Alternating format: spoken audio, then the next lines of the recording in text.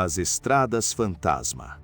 O segredo de Roma que a Idade Média não conseguiu destruir. Imagine o ano de 476 d.C. O silêncio cai sobre as 7 colinas de Roma, enquanto o último imperador do Ocidente é destronado. Os palácios estão sendo saqueados, as legiões não existem mais e o caos governa o que antes era o centro do mundo. Mas, se você se afastasse das chamas da capital e caminhasse em direção ao horizonte, encontraria algo que se recusava a morrer. Sob seus pés, uma linha reta perfeita de pedras vulcânicas, encaixadas com uma precisão que desafiava a lógica da época, cortava florestas, montanhas e pântanos. Enquanto o império desmoronava em cinzas, sua espinha dorsal permanecia intacta. Esta é a história de um segredo de engenharia tão poderoso que, mesmo 1000 anos após a queda de seus criadores, ele ainda ditava quem ganharia guerras,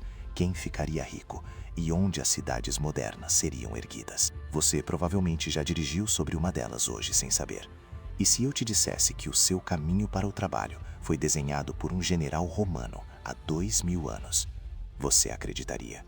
Se você sente que a história oculta esconde as verdadeiras chaves do nosso presente, inscreva-se agora no canal O Enigma Global e deixe seu like, porque hoje vamos desenterrar a verdade que o asfalto tentou esconder. No auge do século II, a rede de estradas romanas era uma monstruosidade de 80.000 quilômetros que amarrava a Europa, a África e a Ásia em um único nó górdio. Mas o que aconteceu quando o dono desse nó desapareceu? Quando o financiamento imperial secou e os engenheiros foram substituídos por senhores da guerra bárbaros, o destino dessas estradas se tornou o maior mistério geopolítico da Europa. No oeste fragmentado, as estradas começaram a sofrer uma mutação silenciosa. Elas não desapareceram da noite para o dia, elas se tornaram presas. Reinos sucessores como os visigodos e os francos olhavam para aquelas pedras e não viam apenas um caminho, mas uma mina de ouro de material pronto.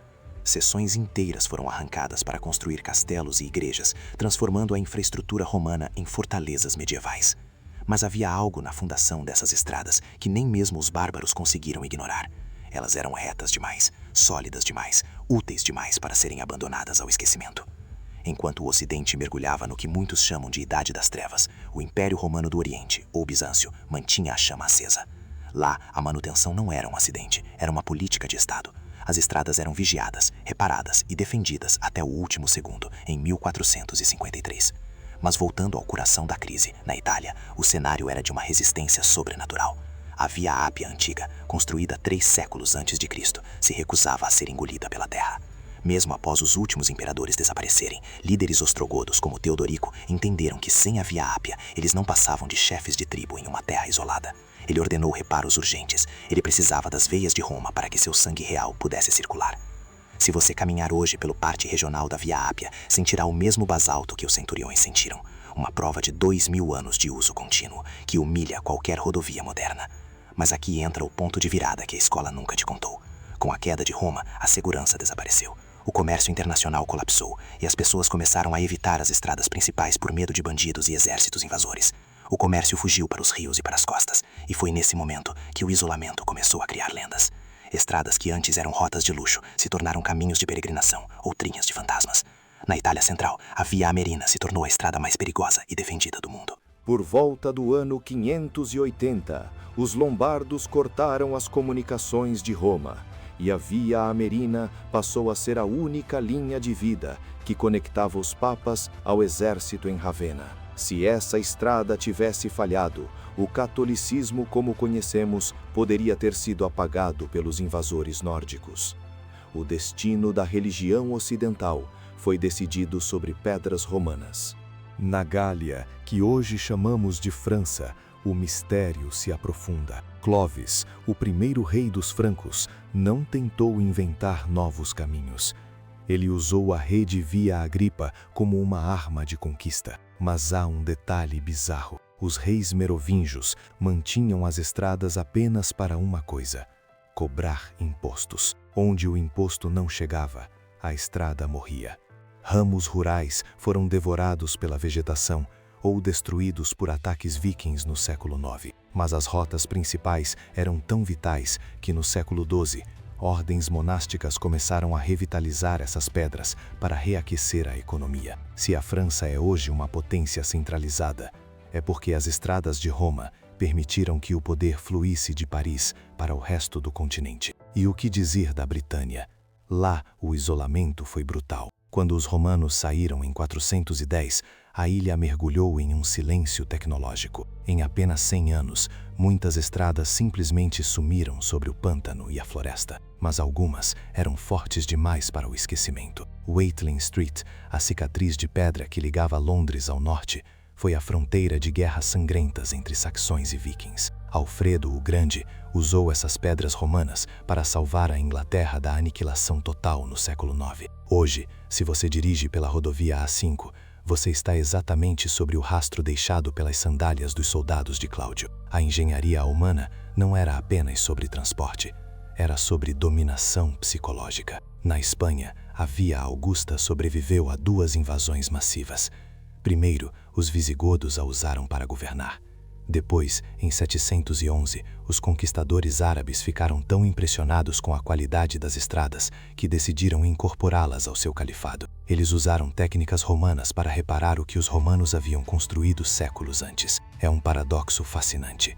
O avanço do Islã na Europa foi acelerado pela própria infraestrutura cristã que eles pretendiam derrubar. A Rota da Prata, que ligava Mérida a Astúrgia, não apenas sobreviveu, como se transformou no Caminho de Santiago, a rota de fé mais famosa do planeta. A religião mudou, os deuses mudaram, mas o caminho de pedra permaneceu o mesmo. No norte da África e no Levante, o deserto tentou fazer o que os bárbaros não conseguiram.